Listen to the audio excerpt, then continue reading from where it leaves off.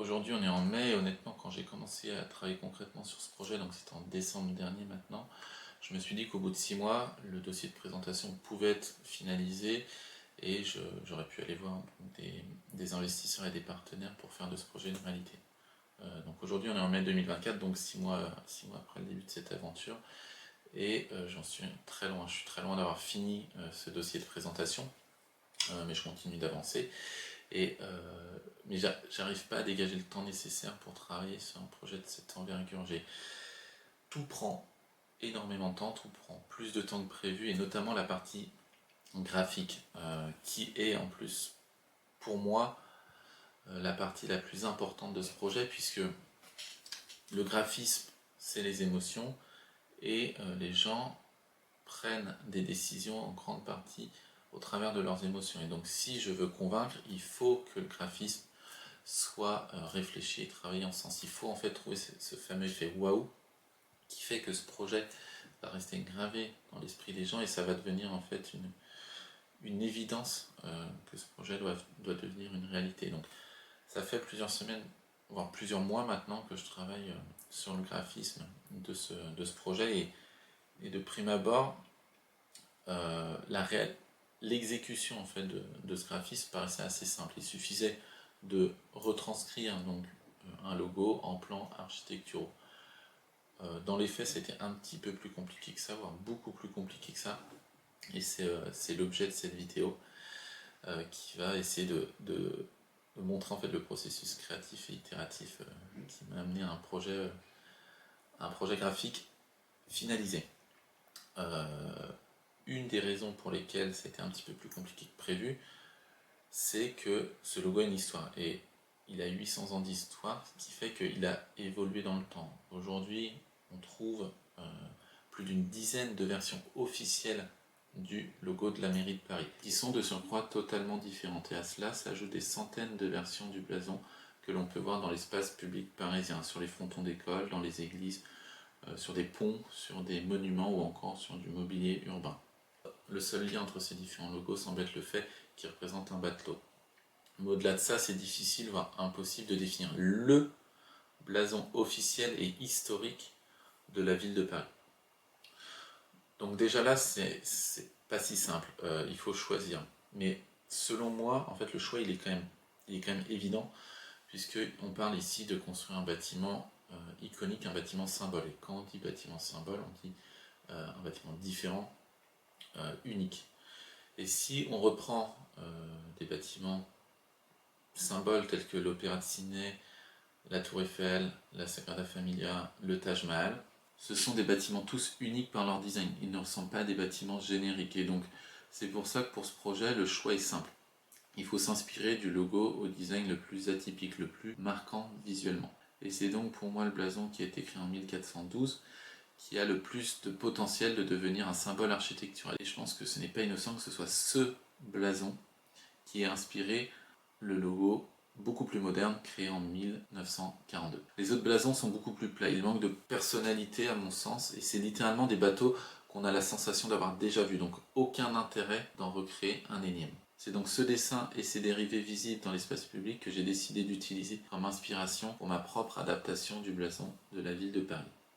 Quand il s'agit de dessiner quelque chose, je pense qu'il faut toujours travailler en entonnoir, partir de la forme la plus globale au détail le plus précis. Et ici, quand on regarde donc le bateau, la forme globale du bateau, je pense qu'il faut travailler le nombre d'or. Le nombre d'or, c'est un ratio universel entre la longueur et la largeur d'une forme qui permet en fait de dessiner un objet et notamment des bâtiments qui soient esthétiques et agréables à l'œil. Donc c'est en utilisant ce ratio du nombre d'or que je suis venu dessiner le projet dans un premier temps à la main. Donc là on retrouve le cadre général, plutôt vertical. Ensuite il y a un deuxième rectangle du nombre d'or en partie basse et ensuite on trouve les deux extrémités ici.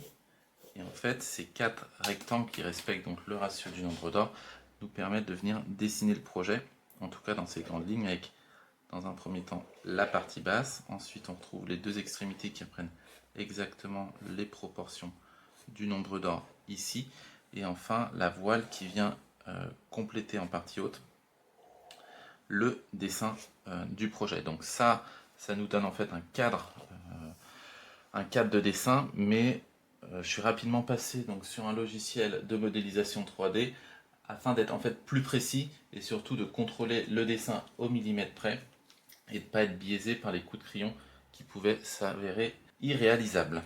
Là, on retrouve à droite la trame du nombre d'or qui reste la base de ma réflexion, et donc c'est dans ce cadre que j'ai repris le dessin initial. J'ai mis en rouge les grandes étapes de ce processus pour ne pas se perdre avec les nombreux brouillons intermédiaires que l'on verra tout au long du processus. Donc là, on retrouve en rouge le premier dessin, alors, qui va arriver ici. Ce premier croquis qui vient s'inscrire parfaitement dans le rectangle du nombre d'or. Et en fait, je me suis vite rendu compte que je m'étais enfermé justement dans ce cadre du nombre d'or en essayant de le faire entrer, ce qui donne un dessin en fait trop compact. J'avais oublié que le bateau n'était pas un rectangle plein comme le rectangle du nombre d'or, et donc il fallait étendre les extrémités, les faire sortir du cadre pour retrouver des bonnes proportions. Et donc c'est ce que j'ai fait ici. On voit la différence et on voit que ça a beaucoup plus de cohérence. Ensuite, je me suis attaqué donc aux courbes de la partie basse. Encore une fois, je m'étais enfermé dans l'idée qu'il fallait que les courbes s'inscrivent dans un cercle parfait. Cercle parfait qui, en fait, était une mauvaise idée parce que ici, on est sur une base rectangle et un cercle, c'est sur une base carrée. Il fallait que simplement je vienne écraser ces cercles, on le voit ici, pour obtenir un ovale qui était beaucoup plus cohérent avec le dessin du bateau. Je crois qu'il y a une deuxième image qui va arriver à gauche. Alors, ça prend un peu de temps parce qu'il y a beaucoup, beaucoup de dessins sur un même fichier. Là, on retrouve le cercle qui vient être écrasé pour trouver un ovale. Et ensuite, normalement, j'ai un dessin qui vient en fait concrétiser cet ensemble. Voilà, ici, on retrouve l'ovale et on retrouve donc nos trois formes, les deux formes en partie haute et la forme en partie basse. Et donc, on voit que l'ensemble est assez logique et assez cohérent. Et cet ovale, en fait, qui vient lier les trois parties. Ça, c'était pour le premier schéma du dessin en 2D. Donc, le but d'être sur un logiciel comme celui-ci, c'est quand même de faire de la 3D et de voir les volumes. Donc là, on pouvait commencer avec donc, ce schéma ici qu'on retrouve en rouge. On pouvait commencer à l'extruder pour voir les volumes en 3D. Donc c'est ce que j'ai fait ici à gauche pour essayer de voir en quelque sorte si les volumes en 3D étaient toujours cohérents. Et donc là, on voit que ça fonctionne, en tout cas de mon point de vue. On retrouve les trois formes qui fonctionnent assez bien. Je pense que ça fonctionne grâce à cet ovale central, notamment, qui vient vraiment recentrer le dessin et donner un sens de lecture à cette architecture. Et on commence à voir à l'extrémité une vague qui vient elle aussi lier l'ensemble du dessin et reprend en fait les courbes de cet ovale. Et donc ça fonctionne. Donc ça, c'était le nouveau cadre. Déjà, c'était la confirmation que ces formes fonctionnaient en 3D et c'était le nouveau cadre de dessin. Ensuite, on pouvait commencer à dessiner donc des éléments plus de détail, en l'occurrence les fenêtres. Et donc pour commencer à dessiner les fenêtres, bon, j'ai repris le volume des deux carrés en partie haute, et il paraissait assez logique par rapport à l'espace que j'avais dessiné qu'on pouvait mettre que deux fenêtres. Donc c'est ce que j'avais fait ici. Sauf que ces deux fenêtres, en fait, on voit que ça fonctionne pas esthétiquement, en tout cas pour moi, c'est pas du tout cohérent. On a l'impression d'avoir un visage humain, en fait, avec ses deux yeux. Et donc, c'est ce qui donne, je pense, un côté un peu étrange à cette forme. Et donc, en fait, je me suis vite ravisé, j'ai compris qu'il fallait retourner vers un triptyque plus classique, trois fenêtres de chaque côté. Et donc là, j'ai joué avec les différentes formes, les différentes hauteurs. Ici, on voit bon, un test en escalier, ça ne fonctionne pas trop. Un test en pyramide, ça ne fonctionne pas trop. Donc, en fait, je pour moi, la meilleure option, c'était d'avoir 3 fenêtres identiques et il s'agissait ensuite de choisir les bons espacements, les bonnes hauteurs. Ce que j'ai fait pour arriver à ce résultat ici en rouge. Et donc là, on voit que ça fonctionne, plutôt pas mal et donc ça, c'était la forme finale en 2D. On retrouve les éléments principaux. Moi, j'étais plutôt en cohérence avec les volumes qui étaient présentés. Et donc maintenant, il s'agissait de trouver la bonne forme en 3D, au-delà de cette forme qu'on voit ici en blanc, avec des angles très abrupts. Donc le premier jet, on va dire, de ce travail sur les angles, donc c'est celui-ci. On voit que c'est pas forcément très réussi. J'ai été encore une fois à la simplicité, en donnant des angles identiques à l'ensemble, des angles présents en fait sur cette forme, et on voit que ça donne une forme assez simpliste, donc ça fonctionnerait potentiellement pour un logo. Mais ici, on parle quand même d'un bâtiment qui va faire plusieurs dizaines de mètres de long et plusieurs dizaines de mètres de haut. Et donc il faut, beaucoup plus de caractère, beaucoup plus de personnalité à cette forme. Donc c'est ce que j'ai continué à travailler. Il y a pas mal de tests. Il faut savoir que ce logiciel n'est pas forcément fait pour des formes complexes. En tout cas, de base, il a été fait avec pour travailler des formes simples. Donc ici, c'était un peu plus compliqué. Là, on arrive à un travail qui est plutôt intermédiaire, mais ça donne un peu la direction et ça donne une idée de là où je voulais aller. Et là, on retrouve donc une forme beaucoup plus organique. On voit que ça reprend un peu une forme molle qui vient s'écraser sur elle-même gentiment ici. On voit bien les courbes, donc ça commence à devenir plus esthétique, à mon sens. Cependant, encore une fois, il faut imaginer cette forme sur un bâtiment de 70-80 mètres de long. Donc là, ça peut vite ressembler à une saucisse géante. Donc il fallait lui donner plus de corps, plus de personnalité. Donc là, il y a eu pas mal de tests, encore une fois, qui ont été faits sur logiciel et aussi sur croquis à main levée, pour arriver à la conclusion qu'il fallait ajouter des détails en fait à cette forme. Et donc c'est ce que j'ai fait ici avec ces lames, en fait ces stries, on va les voir apparaître. Ces lignes extrudées qui viennent disparaître en partie haute et qui viennent surtout souligner et amplifier la forme du dessin. Donc là, je trouve ça quand même vraiment très esthétique. Je trouve que la lecture de cette forme, elle est à la fois simple, mais en même temps complexe, par ses différentes courbes, par ses différentes stries. Et peu importe l'angle dans lequel on regarde cette forme, elle est toujours cohérente. Et au-delà de ça, c'est que si on se balade autour de cette forme, en fait, c'est jamais la même. C'est jamais la même et en fait, c'est amplifié justement par ces courbes et ces lignes qui viennent vraiment rappeler, les courbes choisies pour ce dessin. Et donc là, si on se met d'ailleurs sur le côté, on voit que ça reprend une forme très organique, un peu comme une goutte d'eau ou une goutte de sève, parce qu'on comprend un peu la densité voulue par les courbes de ce bâtiment. Donc là, j'étais assez fier et assez content d'avoir réussi à atterrir sur ce résultat qui, en fait, c'était vraiment la vision que j'avais de cette partie basse du bâtiment, mais qui est, il faut rappeler quand même la partie centrale, ce qui donne toute la personnalité à ce bâtiment. Ensuite, il s'agissait donc de travailler les deux parties hautes, l'extrémité. Bon, je ne rentre pas dans le détail des parties verticales. Il y avait cette question qui se posait, est-ce que j'en mets deux? Est-ce que je les mets en quinconce? Est-ce que je mets qu'une partie? Bon, il y a eu pas mal de questions, pas mal de tests, ce qui m'a amené à ce résultat d'ailleurs. Une partie haute plus large que la partie basse et idem pour la partie inférieure. Mais là, ce que je voulais montrer, c'était voilà, ici, c'était le travail donc sur les parties hautes. Alors là aussi, de prime abord, ça paraissait simple. En fait, c'était assez complexe parce qu'il y avait des courbes à peu près dans tous les sens. Ici, on voit que la partie basse, donc, bon, elle reprend un rectangle avec des courbes au coin.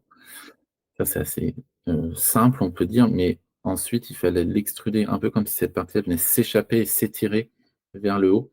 Et donc là, il y avait deux angles. Il y avait un angle donc vers la gauche et un angle vers le haut qu'il fallait créer, en plus de la courbure initiale. C'était pas forcément si simple.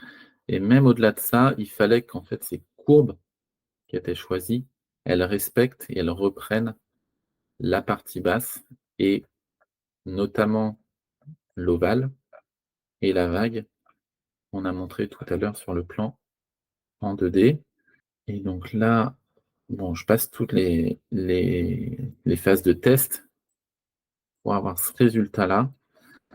Et on voit en fait que les courbures, elles viennent justement, je trouve, sublimer la forme ovale ici et la vague ici. Et on a l'impression qu'en fait, la partie haute et la partie basse ne font qu'un et on a juste rajouté une ligne intermédiaire.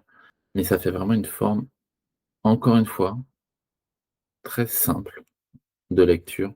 Tous ces détails, toutes ces courbures viennent ajouter de la complexité qui viennent enrichir en fait la lecture architecturale. Donc cette forme, elle est quand même magnifique. Moi, je l'adore. C'est une forme qu'on a, je pense, jamais vue, qui fait son originalité et en fait, qui crée un symbole hein, pour un bâtiment de cette envergure. Et peu importe l'angle dans lequel on le regarde, il y a toujours une cohérence. Les courbes se suivent malgré leur complexité.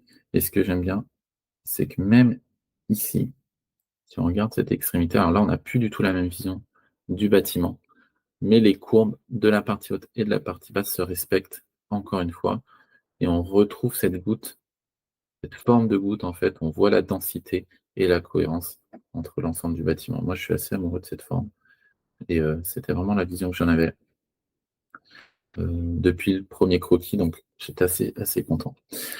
Sachant qu'il ne me restait plus qu'une étape maintenant, c'était la voile, intégration de la voile, qui pour moi était quand même pas la partie la plus complexe, en tout cas sur le papier, puisque quand je regardais tous les logos et tous les blasons qui avaient été dessinés à travers des siècles, en fait, ils avaient tous mis une voile majestueuse et il n'y avait pas forcément de problème à son intégration. Le problème, c'est que tous ces blasons et tous ces logos, en fait, ils ont été faits sur du 2D et pas sur un vrai bâtiment qui doit avoir l'apparence en 3D d'un bateau. Donc, assez simplement, j'ai repris donc la voile, là, je l'ai redessinée par rapport à mon bateau, et on voit que ça ne fonctionne pas.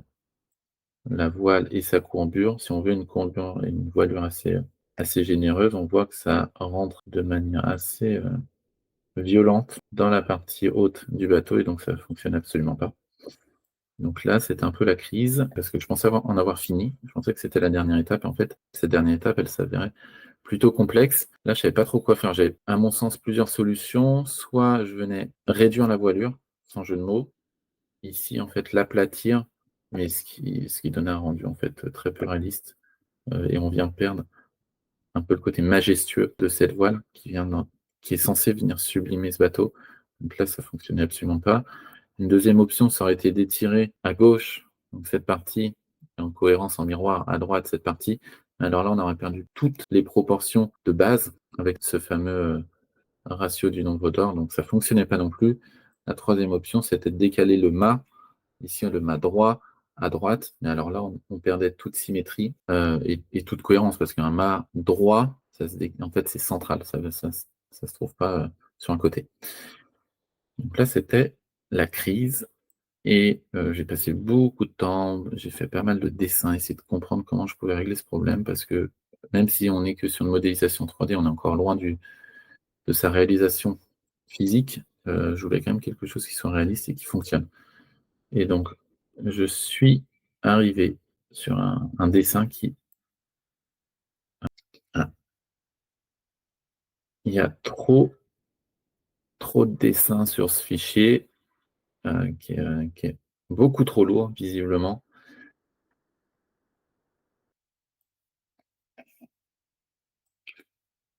Voilà, on va y arriver avec donc ce dessin final.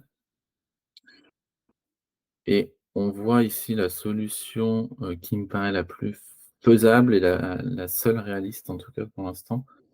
C'est ce mât qu'on vient en effet décaler, mais ce mât qui est plus droit, on vient recentrer visuellement ce mât grâce à cette courbure, ce qui nous permet également de décaler la voile et donc de la centrer par rapport à l'axe du bateau. Et ici, je trouve que ça fonctionne assez bien esthétiquement et le fait que ce mât soit courbé, en fait, ça choque pas forcément. D'une part parce qu'il est caché, par la voile qui est également courbée et le dessin a quand même un nombre assez important de courbes et donc ça vient s'inscrire dans ce choix esthétique et donc ça vient même donner un peu plus de personnalité, je trouve, à ce bateau. Donc à voir, on sait je sais pas si ce sera le choix, si un jour ce bateau voit le jour, si ce sera le choix final, mais en tout cas ici, ça fonctionne.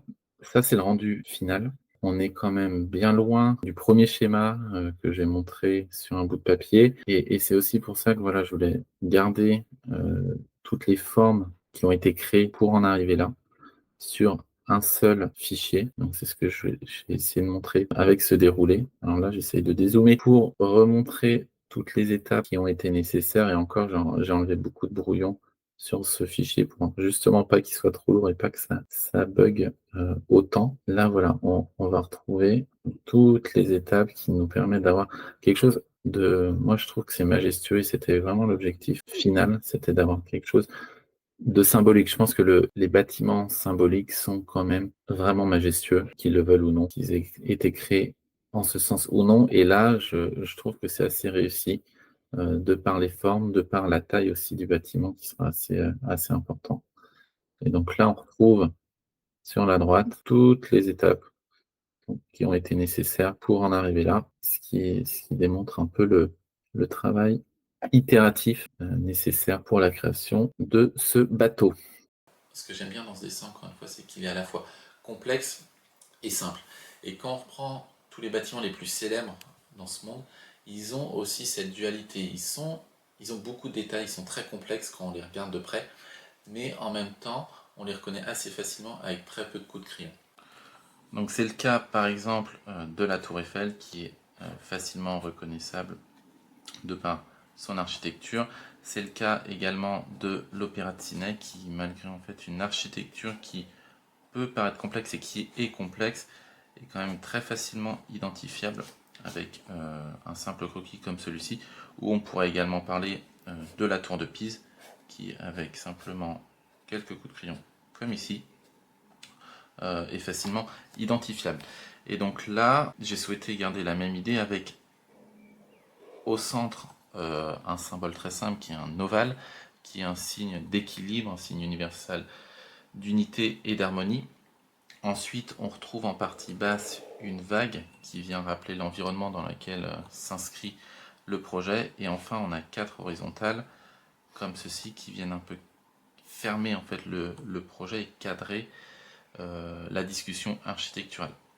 Donc là, en 6 coups de crayon, on a notre symbole qui, il est important de le noter, respecte une symétrie parfaite, mais une symétrie qu'on vient casser avec la vague qui, de par ses dimensions, prend une certaine importance et qui vient en fait donner beaucoup plus de profondeur et de complexité au projet. Je crois beaucoup à l'impact positif que l'architecture peut avoir sur la vie des gens. C'est un concept qui est assez profond, mais je pense que les bâtiments ont la capacité, quasiment le devoir, d'inspirer et de transmettre des émotions, même l'instant d'un regard. Et ce bâtiment, je pense, il a la capacité d'inspirer, de par son design, de par sa dimension, et également de par la symbolique qui l'entoure. J'ai également essayé de créer un objet qui soit intemporel. Et là, je me suis inspiré d'un designer anglais qui s'appelle Thomas Heatherwick, qui conseille en fait aux architectes et aux designers de créer des bâtiments avec l'idée qu'ils soient toujours présents dans 1000 ans. Et donc là, je pense que c'est totalement le cas avec ce que j'ai dessiné. Je pense que ce bâtiment, il a la capacité de traverser les siècles. Et même au-delà de ça, mon idée, c'est de se dire que dans, je sais pas, 100 ans, 200 ans, en fait, on oublie la date de création du bâtiment. On oublie qu'il a été dessiné au XXIe siècle. Et que l'histoire, en fait, du blason de la mairie de Paris, les 800 ans d'histoire du blason de la mairie de Paris, en fait, viennent s'ancrer avec la vision qu'on a de ce bâtiment et que les deux ne fassent plus qu'un. Bon, je pourrais parler des choix créatifs, du design pendant encore des heures, je pourrais écrire des livres et peut-être qu'un jour je le ferai, je ne sais pas. Mais en tout cas, c'était une étape très importante dans ce projet aujourd'hui, j'ai ma structure de présentation. Je l'ai présenté dans la vidéo précédente. J'ai le dessin du projet. Et donc maintenant, il me reste selon moi 3 étapes. Il me reste à protéger légalement ce dessin parce que une de mes craintes en fait quand je vais commencer à présenter à l'externe ce projet, c'est de perdre la main en fait sur ce projet. Les gens peuvent trouver l'idée bien, mais peuvent vouloir le développer sans moi. Donc là, je vais essayer de me protéger légalement. Je suis en contact avec euh, des avocats spécialistes dans la propriété intellectuelle. Donc on va travailler le sujet. Ensuite, la deuxième étape, c'est qu'il faut que je mette en perspective le dessin présenté. Donc là, le but, c'est de faire des modélisations 3D réalistes. Donc là, il faut que je trouve des perspectivistes qui m'accompagnent sur le projet. Et enfin, la dernière étape, qui est honnêtement l'étape que je redoute le plus, qui est la mise en page et surtout la rédaction du dossier de présentation. Pourquoi je redoute? Parce que c'est une étape qui est très très très chronophage. Elle est également très importante, donc je pense que je vais y passer énormément de temps. Mais ce sera vraiment la finalité de ce projet avant la présentation à LVMH, je l'espère dans quelques mois. Donc je continue à travailler le projet. Je pense qu'il y a encore beaucoup beaucoup de travail, mais je vais continuer à documenter mes avancées. Et donc c'est un processus à suivre.